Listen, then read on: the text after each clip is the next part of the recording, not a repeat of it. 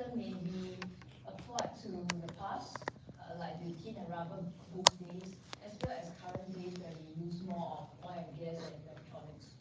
So for example, if I use tin as an example, there will be a trading boom for tin, then Singapore will try to gain money, try to obtain growth by doing something in trade of tin, in exports of tin. Then during the process, Singapore may develop other sectors, other industries, and gain further growth, like developing insurance services, marketing services, shipping services, etc. So you will grow not just from one sector or one area, you will grow more collectively for Singapore. And if I look at electronics, right? So for electronics wise, yes, Singapore would gain money, gain growth by manufacturing and exporting your semiconductor wafers and electronic components. But in the process, related businesses will also get developed due to the presence of all these semiconductor manufacturers. So you will have other kind of business coming up, like those involved in precision engineering, those involved in chemical and material supplies, those involved in manufacturing systems, those involved in testing services, etc. So it's like you grow in one area, then you expand laterally to let other areas grow as well. It says here that Singapore seeks to have a wide variety of exports with low ubiquity and high sophistication. Ubiquity, low ubiquity means that you want to create exports that are more unusual, that are more special. You don't want to export things that are very commonly used. That will be something that's not worth trying to do. You want to have your unique selling point. If you sell things that are commonly sold by everyone, then you have to often compete by cost. Because everyone is selling similar thing in similar quality. Then why people want to buy from you or you or you, it would rest on the cost. However, Singapore does not have much advantage in cost competition and price wars, because as you know, Singapore's business costs are not very high. So Singapore will have higher chance of survival and prosperity if you target more on selling things that are not commonly found elsewhere. We target on selling things that are competing less on cost, but more on other things. So maybe you want to compete based on the type of product or the quality of product. Because this is something that Singapore still can have a chance to compete. A bit hard to compete by cost in dollars and cents manner. So you want to compete on less cost related factors. If you can sell something that is more unique, more special, or less available elsewhere, then you have this selling point that makes Singapore stand out. So these are just some data to show that Singapore tries to have a lot of kind of export, a lot of kind of activity. So that's why she's ranked quite high for economic complexity. And I think this is the to show how you want to be involved in many things. Because if you can sell things that are more complex, people will sell. You have a selling point.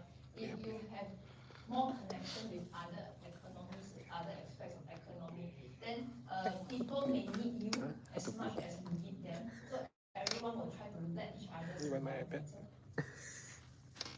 Now we will find more data.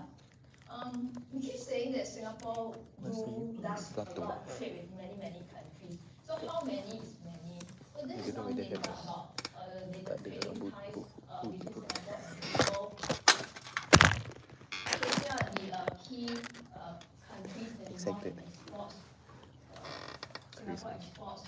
These are key countries involved in Singapore Terima kasih, exports. bos.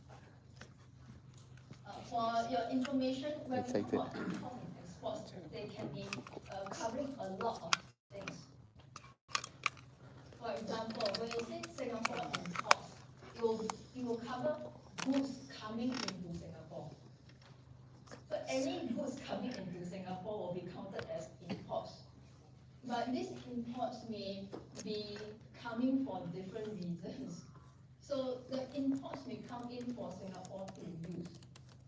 The imports may come in so that it can get re-exported. The imports may come in so that it can be materials for Singapore to create exports. It says here, delivery to Singapore HQ from foreign plants. So maybe you are a Singapore company, you have factories overseas in Indonesia and Vietnam. Then the Indonesia and Vietnamese country factories send the goods back to Singapore HQ for centralized processing or centralized trading, right? That one also considered as import. Okay, so any goods coming into Singapore considered as import. So you need to have this accent. Then for anything that is export from Singapore will be considered as export. But we have to state that export can cover things really produced by Singapore. It can also cover re-export to country for trade. So if Singapore create things, sell to other countries, that will be export. Singapore practices on-trade trade by getting something from elsewhere and then re-export to elsewhere. That one also considered as exports. So you have to have some sense of it. Then what can we conclude when we look at these two charts? First thing you can see that the top countries for exports and top countries for imports are quite similar. You see China here, Malaysia here, Indonesia here, they are quite representative. So it means that if these countries have demand and supply changes, right, this change would implicate Singapore quite significantly for good or bad. Then the next thing you can see is the number one country for Singapore exports and the number one country for Singapore imports. It will be China. But you will realize that the percentage occupied by China is not very high.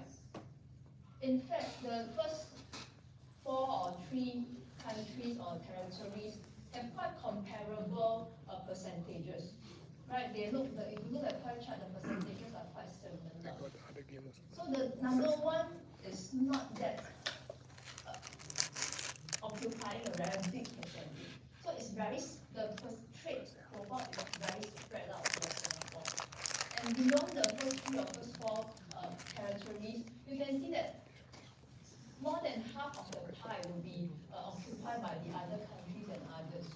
Yeah. So it shows that Singapore really is dependent on many countries for trade.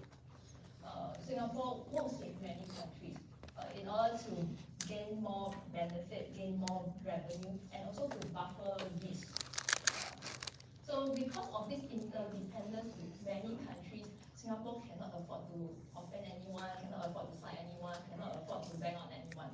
Yeah.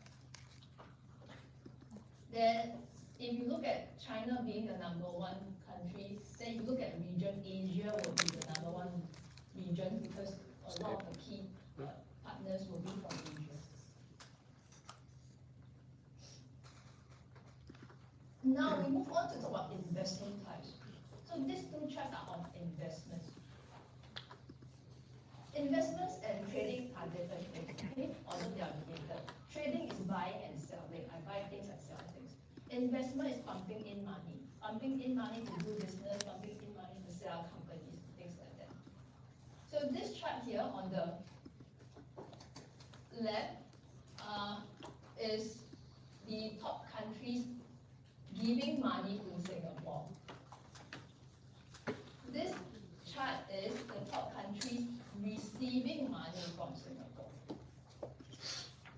If you look at the comparison, you can see that the top countries here and the top countries here are not exactly the same. It's not like the trading one. For the countries that give money to Singapore, they are mainly from advanced countries, especially from the West. Then for countries getting money from Singapore, they would cover advanced countries from the West as well as developing countries that gives money to Singapore. US occupy almost 25%, about 1/4. So if let's say something goes wrong with the number one country here, Singapore's investment profile will suffer a lot. Okay? Then what else can I say? So you will realize that Singapore gets more trade from the east, but Singapore gets more investment from the west. So you cannot ask Singapore to side anyone. You cannot ask Singapore to give up anyone. Both east and west are important to Singapore. So Singapore often gets torn in between the conflicting priorities of the east and west. Singapore often gets swayed by the boom and bust cycles of the east and the west. If you ask Singapore to cite any one major power from the east or the west, it is going to cause net business loss to Singapore. It's like chopping one hand off Singapore. So it's not possible. Then if you look at others, this percentage of others, the percentage of others is very big, especially for investment. If you look at this, others is quite a lot, but not as much as this one. So it reiterates the fact that Singapore really gets a lot of business money and all those things from all different countries. You really spread your eggs very widely across the board. You cannot really depend on anyone, and Singapore really tries not to depend so much on someone. Then if you look at this one, you will see that I have highlighted some countries, right? Those involved would be those places that you fit in both places. So let's say US would be repeated here and here, and China repeated here and here, something like that. You can go back and flip this 4 charts and see which countries appeared 4 times. So those countries appearing 4 times will be very, very important to Singapore, because high in import-export, incoming money, outgoing money. And there will be 3: Malaysia, US, China. So if anything happens to US, Malaysia, China, if anything happens between Singapore and Malaysia, US, China, you can imagine the implication. Okay, so moving on to new trends. The world is moving towards the technological eras with rapid changes. So therefore, Singapore must adapt accordingly when it comes to IT trends, technological trends. Singapore has been an active player and even an active initiator when it comes to programs, projects related to such trends. So here are some examples. They are factual in basis, so you can read on your own. Typically, it would benefit Singapore if the global trade system works better. So the Singapore government will always try to be involved in many initiatives and perhaps spearhead or lead certain initiatives so that the global trade systems can become better, and hence Singapore can leverage on this. So these are some examples of what Singapore has been involved, and you can see that some are really led by Singapore, led by Singapore government, created by Singapore government, funded by Singapore government. And this new thing is called Digital Economic Agreement. So it's a new form of free trade agreement, new form of economic collaboration agreements, focused specifically on digital stuff. Because now you have e-commerce, now you have technology systems. The old kind of FTA may not be able to support these new angles anymore. So you can see that Singapore is quite a forefront runner when it comes to digital economic agreements. Besides being digital, being green is also in vogue nowadays. Yeah. So this would be something to keep up with, the green trend. Singapore always likes to catch trendy ways and do what the world likes, so that Singapore can do more business with the world. So similarly, Singapore has been an active player in this aspect. Singapore has been an active initiator in this aspect as well. So you can see some of the examples here. Like you can see, you have digital economic agreements as the you also have green economic agreement as the other kind of thing. And as you can see, the first green economic agreement in the world was signed by Singapore. So now we'll move on to talk about some trends or evolutions when it comes to globalization related to trade. So this graph tries to represent globalization. You need not really bother how they draw the graph based on what. If you want to, you can read over here. So basically, they use global trade activity as a representation of globalization. For this chart, you just need to know when it's high, it means high globalization, low means low globalization. Okay? Basically, the world has seen two major waves of globalization. One wave here and one wave here. For the first wave over here, this wave was prompted or contributed by changes in economic views, like the promotion of trade, promotion of free trade, belief in comparative advantage as mentioned in lesson 1.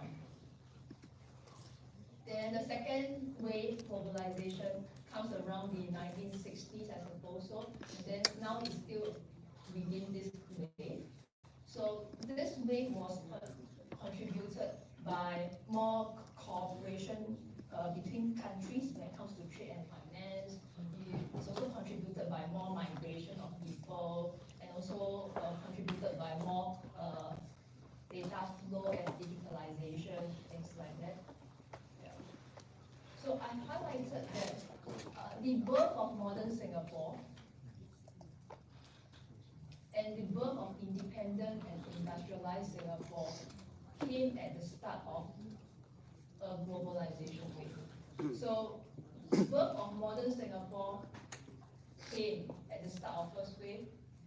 Birth of independent and industrialized Singapore came at the start of second wave. It's not by chance, it's not by coincidence. There is a reason. Because the emergence of Singapore in these two eras rode on the waves of world trends. Like, for example, this one.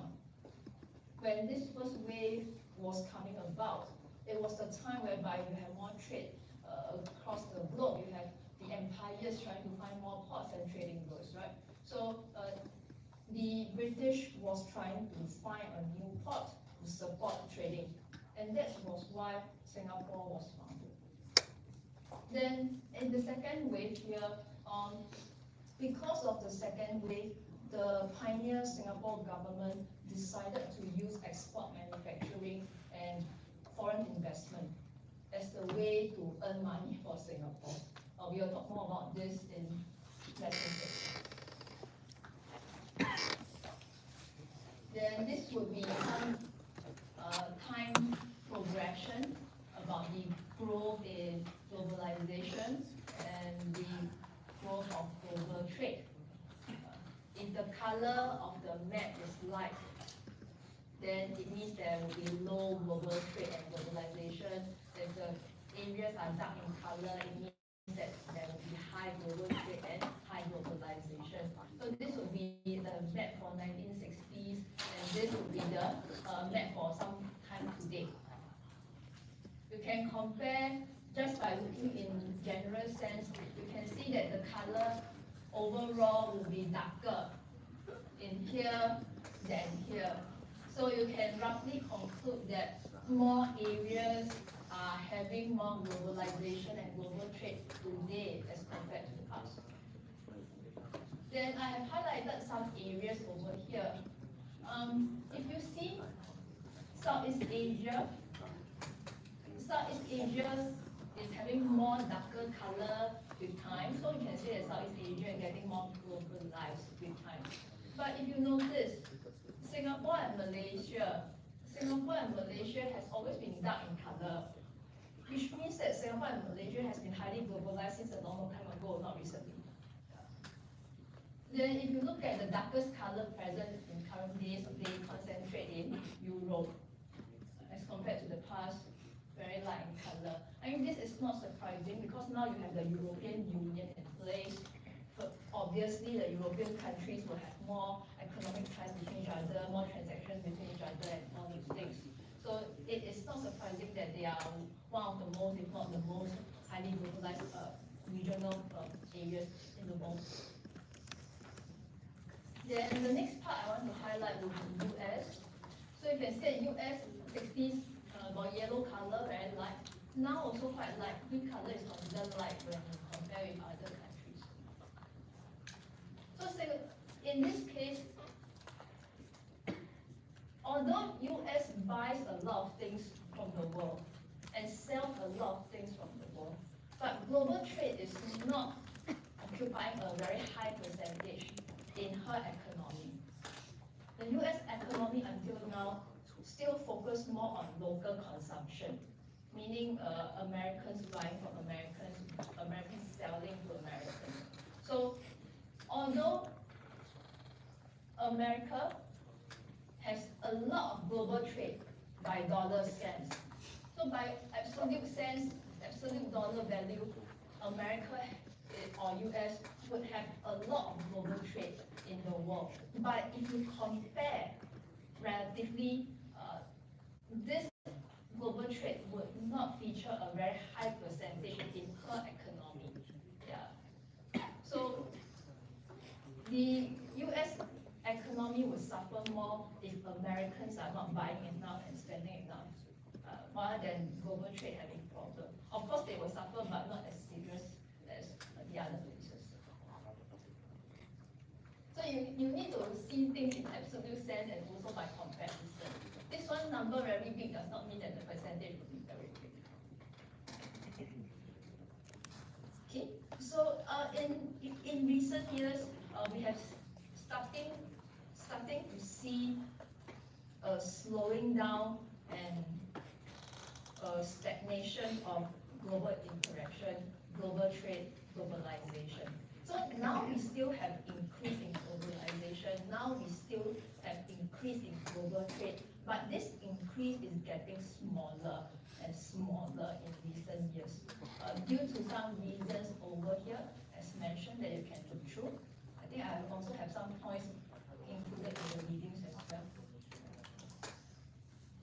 So nowadays, investments and profits on global ventures are not as high as before. Last time the MNCs can earn a lot of money. Now they can still earn, but not as a lot as the past. MNCs have seen a fall in savings from overseas bases.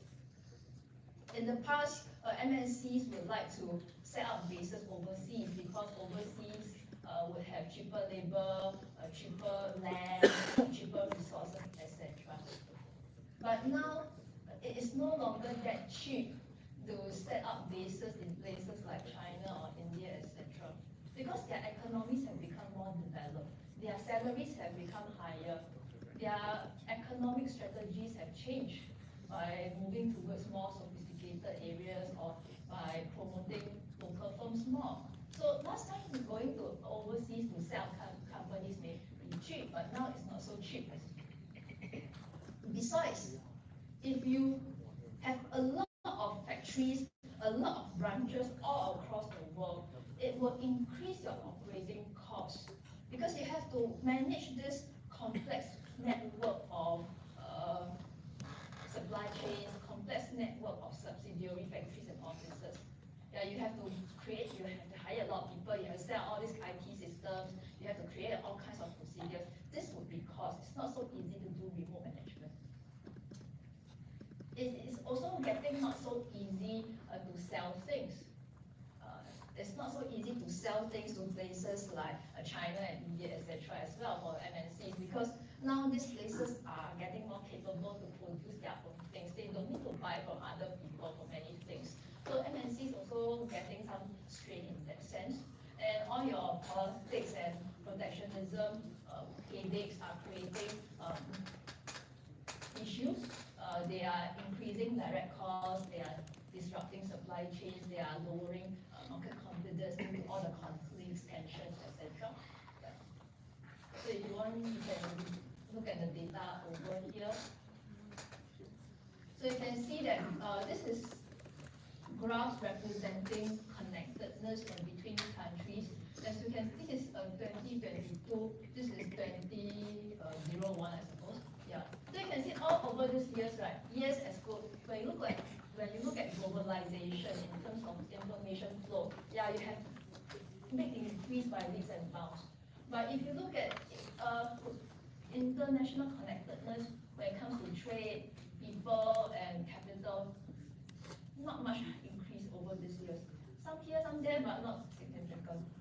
So nowadays, there's this trend of trade becoming more regional, meaning that you trade within these nearby countries, or trade turning more local, meaning that you sell more to your own people. So you can see that only about 20% of all goods and services end up abroad. Yeah. Okay, of course, when we talk about trade, we talk about COVID. It's a ritual that we have gone through. As you know, COVID-19 pandemic has caused pressure to world trade. Yeah, so here are some data to show you that during the pandemic, you have border restrictions, you have country lockdowns, you have safe management, safe distancing measures, etc. So with all this coming in, you will have people producing less things, people selling less things, people buying less things, people transporting less things, and because of this, you would have a decrease in trade. So I have an arrow here. So this would be the time whereby the COVID-19 pandemic was most serious. So you can see that there's a big drop. Later on, you have some revival, but the revival is still reviving. It has not go back to the pre-COVID levels yet for some areas. So although you have some recovery, as said over here, you still need more time for trade growth to go back to pre-COVID levels, especially when you have new problems nowadays that weaken trade further. Then this would be some data to show which areas are worst hit during COVID-19 pandemic. The worst may be a bit blurred here, you can verify on your own screen during your free time. If you compare the sectors worst hit would include fuel, commercial services, travel, transport. All these sectors will be sectors that Singapore is highly involved. Yeah, Singapore fuel, oil and gas, transport sector, yeah. Then travel, tourism. Then commercial services, business services. So you can imagine the amount of economic damage or detriment that Singapore has suffered during the worst times of COVID. Okay. So with the world becoming more chaotic and unpredictable today, there is an increasing use of diversification in trade.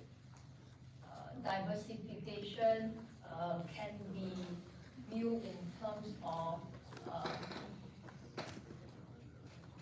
diversifying the range of partners involved in trade. So you try to have more partners involved.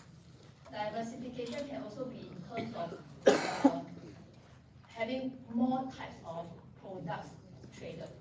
You do not just buy and sell one thing or two things. You try to sell many things. Diversification can also be in terms of the types of methods used for trade. So you not only use this way to do trading, you try to use that way, many ways to trade. So you try to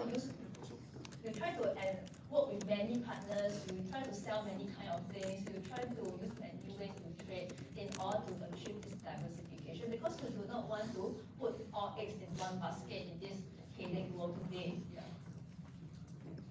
We have also talked about diversification in lesson 1 and 2, when we talk about country collaboration, supply chain, and also transport roads. So this idea of diversification is now being seen in many areas.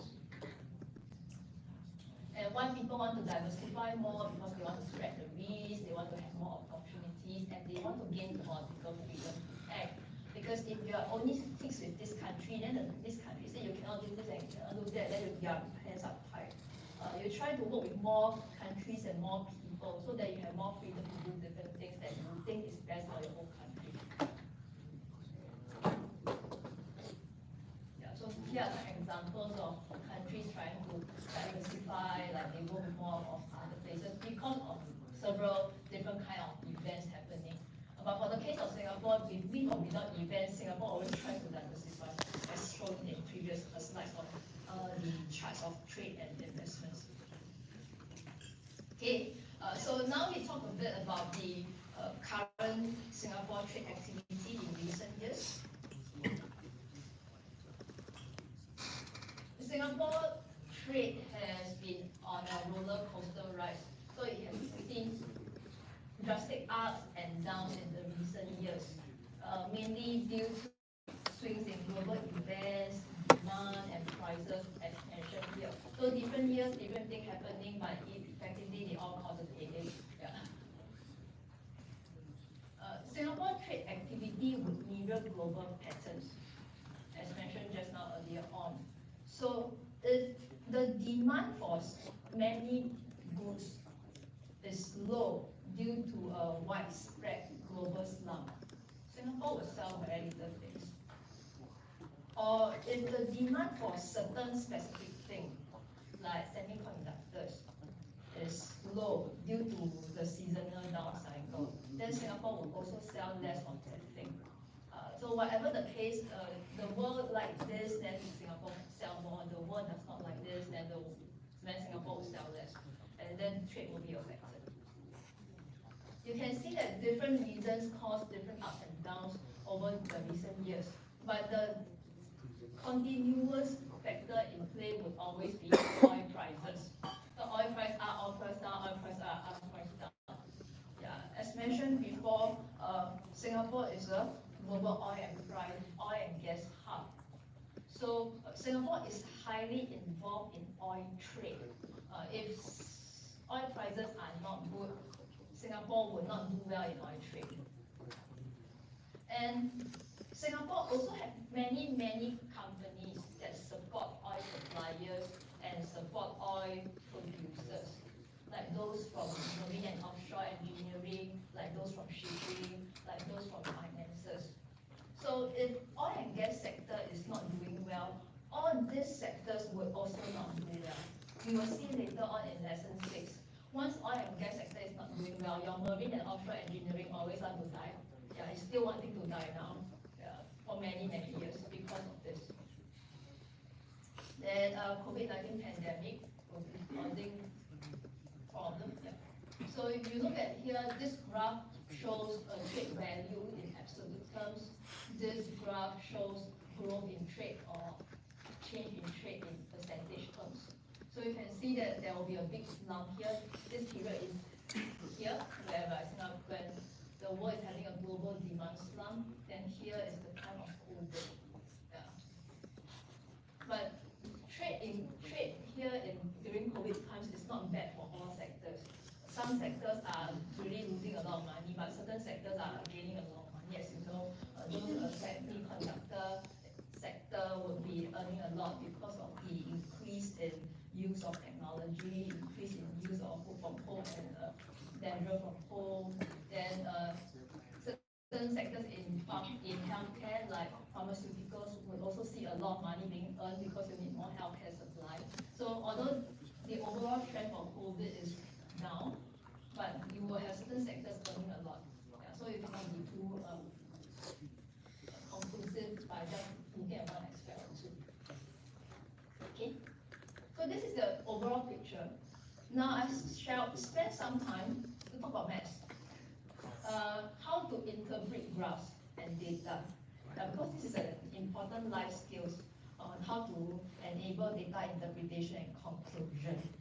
Because you will see a lot of data charts, right? Not just for trade, you will see manufacturing, you see GDP, you see all sorts of charts. Even your engineering and computing charts, you have a lot of charts to look at. So I will just talk a bit about how to read charts. If you remember your high school maths, these two charts are different ways to represent the same data. So this is absolute value, this is rate of change. So this is like the speed data.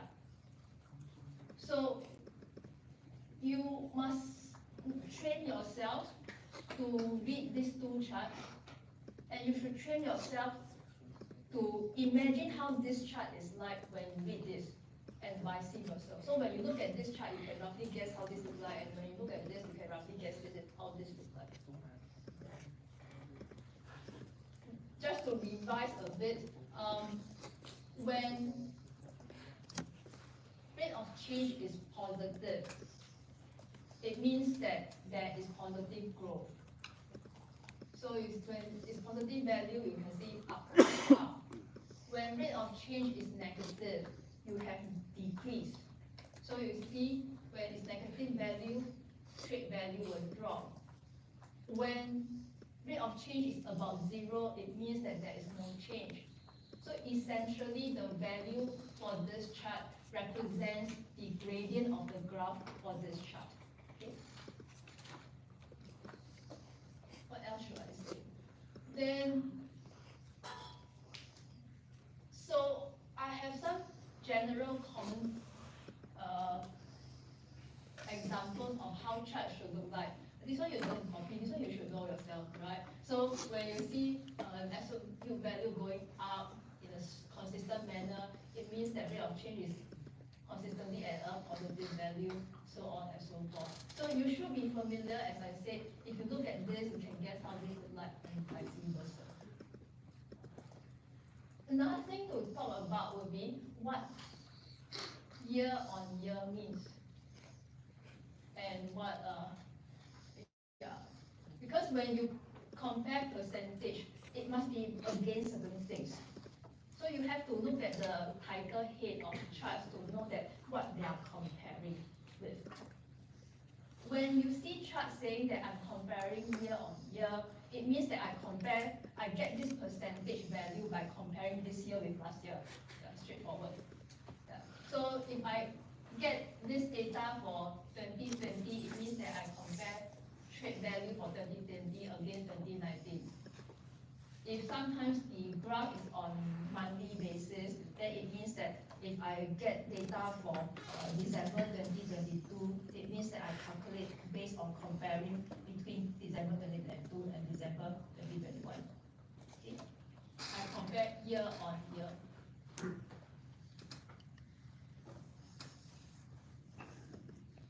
Then the next part I would like to talk about will be base effect. You may see this word base effect a lot of times in all those economic analysis or your news article.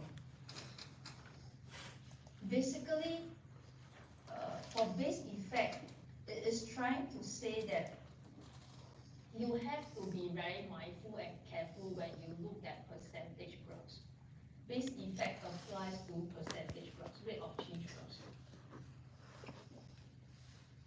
For base effect, it implies that the percentage value will be overly exaggerated when you calculate from a low base. Conversely, the percentage value will be overly underrated when you compare or calculate from a high base. If you do not know what I mean, I try to give you an example. Let's say the total trade value is $10 this year. Then times are bad. The next year, trade value dropped to $8. Times still very bad. So next year dropped to $6. Times still bad. Then after a few years, dropped to $4.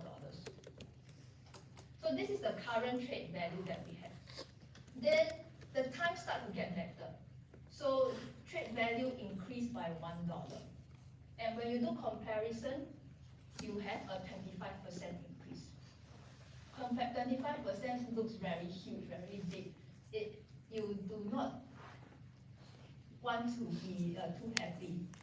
You shouldn't be popping champagne and say, well, Singapore is going flying color. No, the percentage is very big because we are calculating from a low base. If you are calculating this $1 from the usual base of $10, it only allows 10% increase. It is because the base has been dropping to until $4. $1 looks very big, but if you go by common trend, $1 is actually not very big. So normally when you see base effect at play, they will always take the data with a pinch of salt. Yeah, because there's some data distortion. Yeah, so you do not feel too happy or too sad when the number is very big or very small. So typically, the first year of recovery after a serious downturn would always cause very high percentage for many indicators. Be it trade indicator, manufacturing indicator, GDP indicator, any indicator, because the times are very bad until you drop to a low base. So the first year of revival, you will see an ultra high percentage. So it is not surprising to see a very high percentage for 2019. Not surprising to see a big rise for 2021. You will see this picture appearing for different kinds of data. It was always like that. So whenever you see a big increase, you just know that the base is low. It's not as though that the country is becoming very, very super or very impressive. So you need to be mindful about what you look at. Then the other point I want to mention is, when you look at high trade value, it does not necessarily mean more trade, especially for current times. Because high trade value is in dollars and cents. You sell more money does not mean that you get more profit. It does not mean that you sell more things. Like last year and this year, you have high value. It does not mean that the businessman is having a woo happy time selling more things or having more profits. But this 1 year or two, you're having high inflation. Everything is getting more expensive. So the businessman is selling things more at higher price because the business cost is higher. Yeah, like chicken rice used to be $2.50 last time, now sell $4. But after selling one plate of chicken rice, I still only sell one plate of chicken rice. I never sell more, even though I earn $4 instead of $2.50. And then the extra $1.50 that I earn is all used to cover costs. So it does not mean that on the accounts you have more money coming in your pocket. It means that you're earning. Not necessarily. You have to see what is happening in that particular year. Like I've said here, like currently everything becomes more expensive. So because you're more expensive, your product will definitely be more expensive. And hence the trade value reported will be higher because everything is selling more expensively. But sometimes the businessman may not gain more money, may not sell more things. And this is really what is happening nowadays. Like there are some months, this is by year, these charts are by year, but there are charts by months. So there are some months whereby the data show increase in value. But in actual fact, there is decrease in volume. So like I earn more money, but actually I sell less things.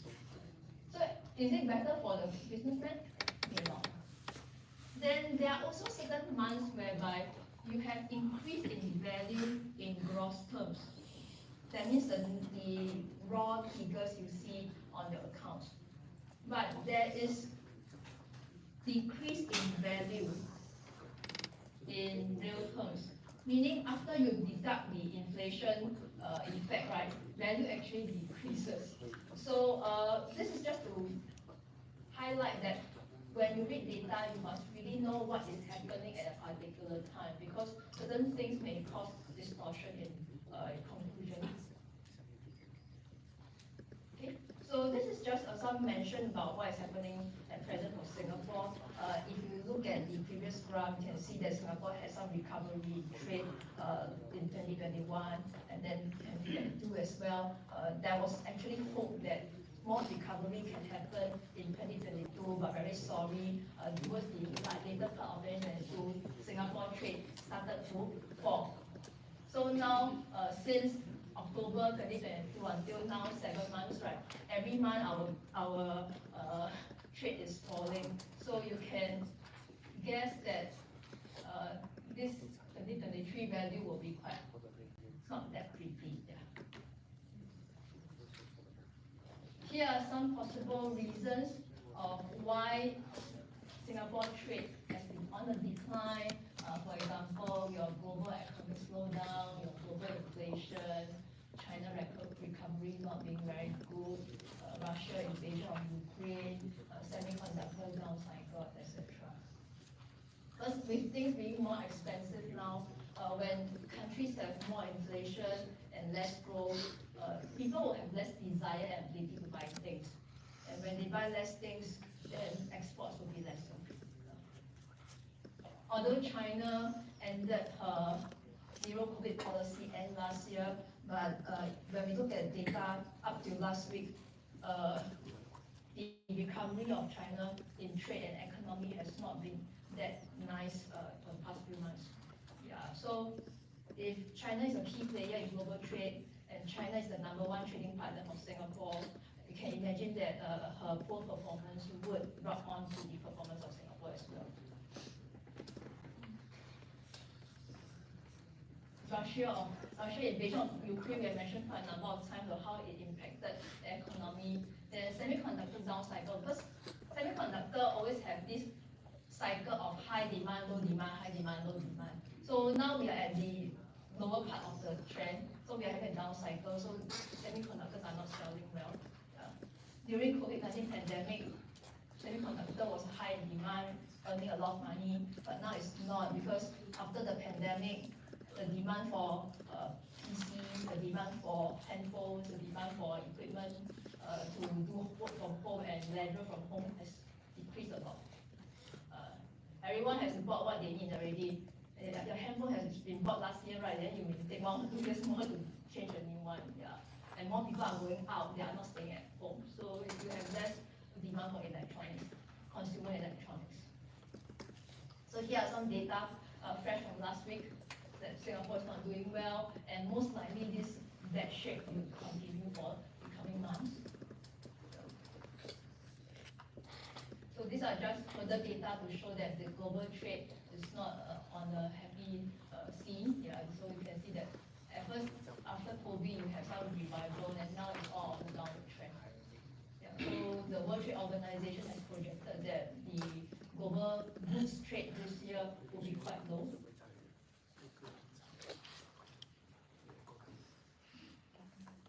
Singapore is not only challenged by current global events that are cyclical and short-term in nature.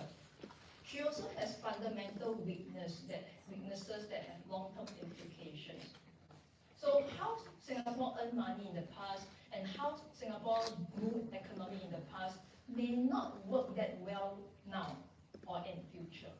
So Singapore really needs to find a new long-term strategy to maintain her economic growth, not just coming out with a short-term remedy to survive each rough patch every now and then.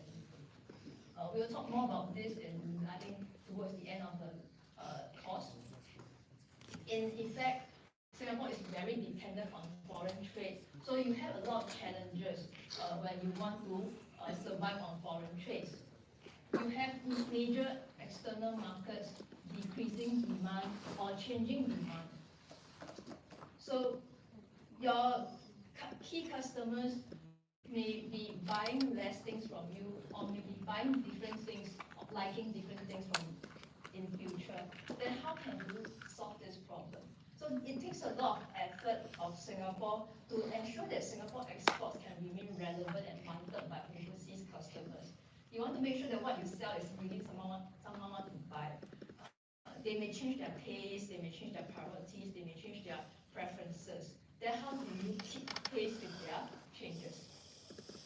Besides, you have more countries selling similar things like Singapore. So overseas customers have more choices. Overseas customers need not only buy from Singapore, they can also buy from other countries. Then how can Singapore stand out to say that buy from me, not from the others? That will be another problem. Then in recent years, you have more geopolitics, more protectionism, and more problems, more conflicts in the world, creating more issues such as those mentioned here, like using protectionism in certain countries, use of trade and economics as a tool, flaming of economic nationalism, etc. So since the world is getting so chaotic and volatile, some countries try to buffer the risk. They try to cut reliance on sectors heavily exposed to the global economy. They try to diversify to sectors more driven by local consumption and local production. In other words, they try to use less of the world to maintain their economy. They try to use more of their citizens spending money, their citizens using things to sustain their economy. That's what they're trying to do. Can this be an option for Singapore? Yes? No? I'll leave it to you to come up with your own opinion. Whatever your opinion is, you must have reasons why. I would suggest that you look at the customer pool in Singapore to decide whether Singapore can use this method or not. You can also look at the production ability or production capacity, how much Singapore can produce to decide. You may also want to think about which sectors are focused by Singapore. The sectors focused by Singapore, are they sectors that can produce things that we want to buy? If you are focused on oil and gas, how much oil can we drink in Singapore? If you are focused on medical sector, how much medicine can I pop in the mouth in Singapore? Yeah. So you look at the sectors focused on Singapore. This may be something that you can look at. So I shall spend the last part of the lesson to talk a bit on protectionism versus free trade.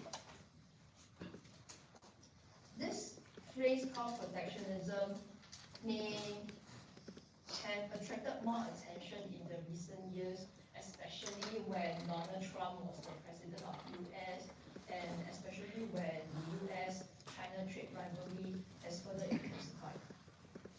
So in case you're not so sure what protectionism implies, I have a very simple definition. It's not a clear-cut definition or a fixed definition. So basically, when you talk about protectionism, it is like the government purposely have strong protection of local industries and companies against foreign competition. The government purposely restrain foreign foothold in the country. The government purposely insisting trade surplus in bilateral terms. And how this can be manifested, it can be executed through ways like here, you may have restrictions on foreign goods, you may have restrictions on foreign companies, you may impose trade tariffs, you may give special good concessions to your local players, local companies, etc. The discontent towards globalization is one factor provoking more protectionistic mindset in trade in recent years. Like everything, if you benefit from something, you will like it. If you do not, you don't like it. It's always like that. So people who benefit from globalization would support and favor globalization. People who got disadvantaged or suffered due to globalization would reject and dislike globalization. Both their perspectives are valid, just that they are on different ends of the spectrum. Who are those people being more disadvantaged by globalization? Here are some examples of such people. They may be people of common folk, from lower working class, lower educational level or people from traditional sectors. People from traditional sectors may be highly educated. They may be of significant high working class, but their sectors are becoming phased out, or their sectors are moving to other countries, so they are feeling the heat. These people are unhappy. Why? Because you have more people buying imports instead of homegrown products. You have more bosses hiring foreign manpower instead of local manpower. You have more companies shifting their factories and offices to other countries instead of staying in their country. So all these people would have stagnant wages, would have less job security. They are at risk of having less salary, they are at risk of being fired. So they are unhappy. And because these people are of lower education, they would have less bargaining chip in front of their bosses. They would have less options in finding jobs. So when your bosses shift their business overseas, when your bosses hire foreign workers, or when your bosses have less business because imports are bought instead of your boss's products, then they will be unhappy. They are unhappy about harder life. They are unhappy about more inequality. They are unhappy that the government and their bosses only care about economic growth and not about society well-being. The other group of people that will be unhappy will be old school enterprises, meaning a very old-fashioned enterprises that use very traditional way to do business. So this group of people, old school businesses, they are losing businesses, they are losing money because people are buying imports instead of buying from them. Or the MNCs are outsourcing to overseas vendors, not outsourcing to their local vendors. Or because their practices are very old-fashioned, right? So they cannot keep in pace with the changing world. So they feel very stressful. Whatever the case, they are unhappy as well. Nascent enterprises are also unhappy because nascent are like the new shoots, the new startups, new companies. They have pressure of growing and surviving due to a lot of foreign MNCs in the countries. So if the country has a lot of foreign MNCs and the foreign MNCs crowd out the whole market, it is very difficult for the small budding, small fries to grow. They may die before they grow. They have no chance to expand their market. They have no chance to find new customers because the new supply chain, the new restaurant chain, the new banking chain, everyone come in and charge and fill out all the space. So the local startups will have more difficulty to survive. Yeah, so it's like in a forest or in a you have a lot of tall trees, and then your small shoots cannot survive because they cannot get the sunlight at all. So all these unhappy people feel that the government and the elites are not protecting their interests.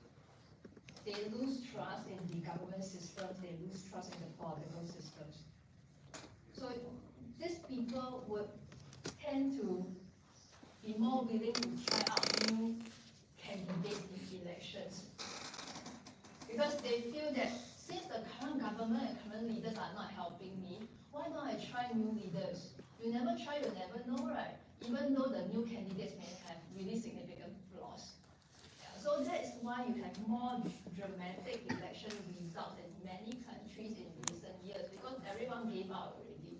Yeah, since the current ones are not helping me, then I choose the other one. I don't care what is the other one, and let them try lah. Yeah, if this one is not working, then we try a new one in the next few years or next term or whatever.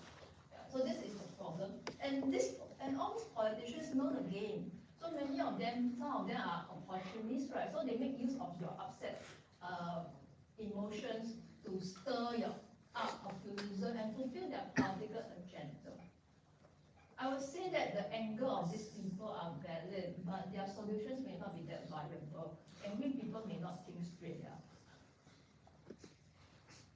Protectionism is not a practice recently, although you may heard of it. You may have heard of it more recently. It has always been here around for years and decades and centuries. You may have heard of news about protectionism in advanced countries more now. But it does not mean that advanced countries are lousier or messier. It's not the case. It is just that the effects of globalization are more pronounced in advanced countries due to their higher costs, their higher life expectations, their higher presence of established companies, their higher tendency of citizen voice and citizen participation. You actually have protectionism in all sorts of countries from east and west.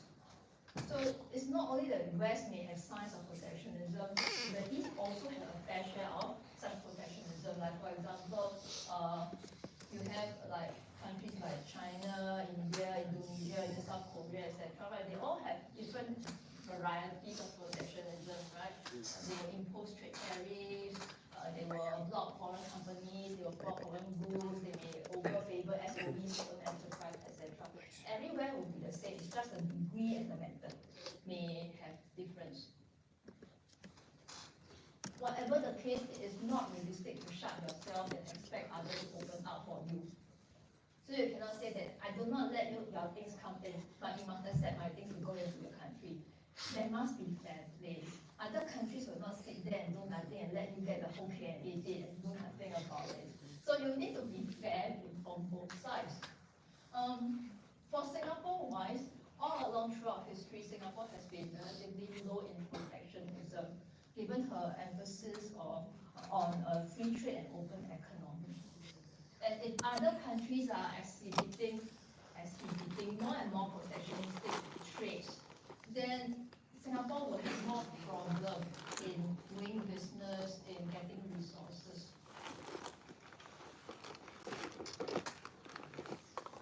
One way of showing protectionism is to impose trade tariffs. I think you may have heard of this trade taxes or trade tariffs quite often in recent years when it comes to this topic.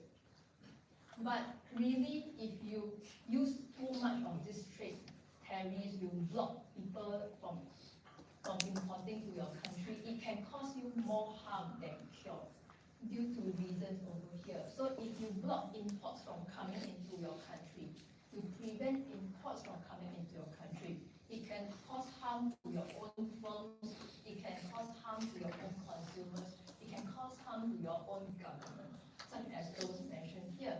So your companies may have to suffer cost increase and business downturn because their imports become more expensive due to the taxes. Then if you charge imports from other countries will get angry and take revenge on you. They will also do the same to your imports, and hence your local firms may have more barriers when they want to sell to other countries. Then when it comes to your local consumers, if you say that I want to make people buy from my own people, buy from my own companies, so that my own businesses can be protected. But this is on the premise that your own businesses are competitive and healthy.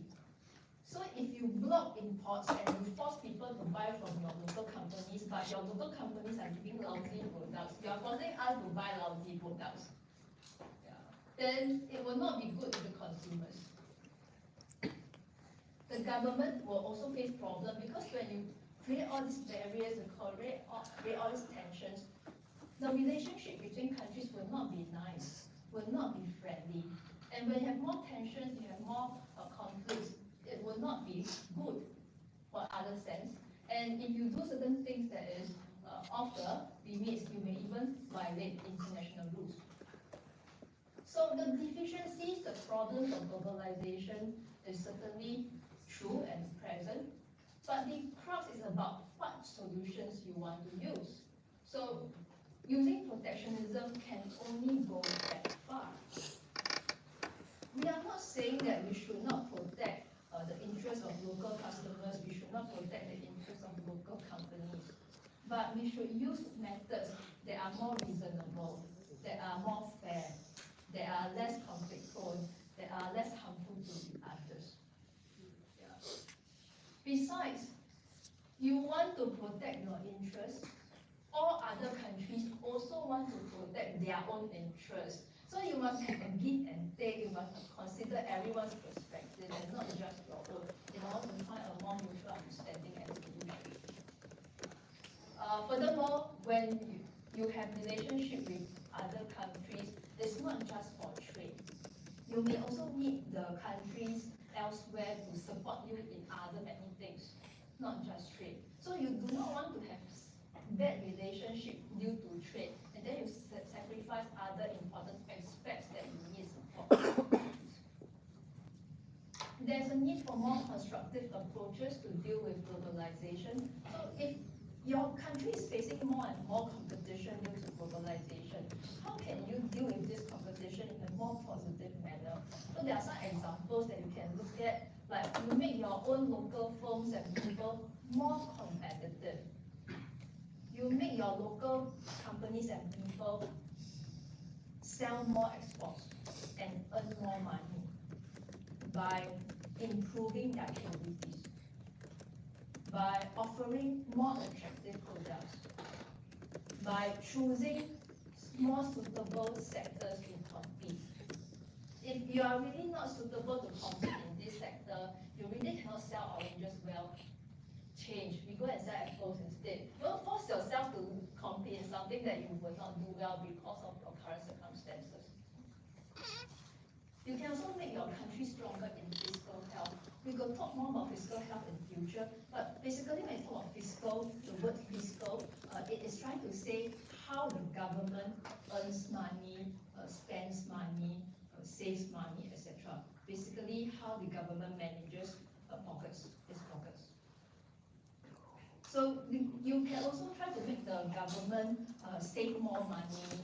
You try to make the government not to overspend, not to overbuy beyond what the government can afford.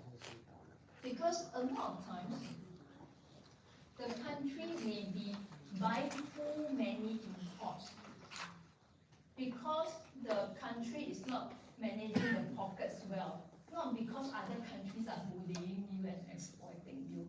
So you want to make sure that you buy things that you can buy and buy things that you can afford. You don't go and anyhow buy frivolously, right? So how you control your pocket will be important. How you control your wallet will be important. Then another angle will be to vary different countries to create a harmonious global trading environment of mutual benefit. Of course, this sounds nice, but it's very difficult to achieve. But the outcome would be much more useful than aggressive antagonism. In general, I would say that competition from other countries is always present. Even you close your eyes, even you shut your door. If you close your eyes and say it's not present, you're just lying to yourself. If you close your door and say that it's not present, you're just lying to yourself. So you try to use a more constructive and useful approach when you handle competition. So this will be the last slide to mention about the impact of higher import tariffs on different stakeholders. So I have an example here. If this countrywide increases tariffs or increases taxes of imports from country X, so effectively it means that companies in country Y would have to pay more money when they buy things from country X. So if this happens, and this is happening quite often now, what is the effect? How can this company in country Y deal with this increase in cost due to the tariffs? So here are some possible methods of how as a company can do when you have these circumstances. So you go back and think, if company B absorb the tax and endure lower profit? Will it hurt X more or Y more? If company B stop business with company A and get other suppliers, will it hurt country X more or Y more? So if you choose different options, it may sometimes hurt country X more, it may sometimes hurt country Y more, depending on what option. But like, So would I it don't know, always help it looks country Y? a lot It really depends. faster. Cannot be. Then there is also another question here saying that who outside country I see X and Singapore. Y may gain or lose from this. Singapore don't have. These two countries are fighting, these two countries are not having nice relationship. not in? It's not just between the two of them. It will 2.7 affect still many okay lah. other Out of countries five. around. So who will gain more and who will lose So more? good. Hmm? As usual, it really depends as well. It depends on where you stand. I give some examples of Very factors linked, that you yeah. may think of. It's very link. Look very linked.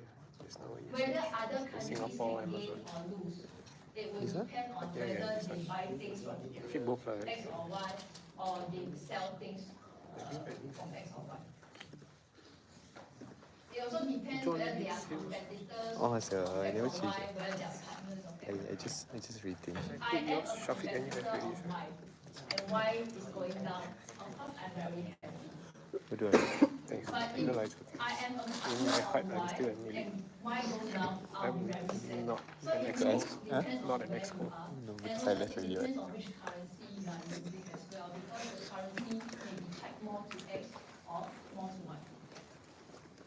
So it shows that whether two countries are doing what, it really affects the other countries, sometimes in an unintended way. So with that, I think we should end lesson 4. Thank you. Thank you.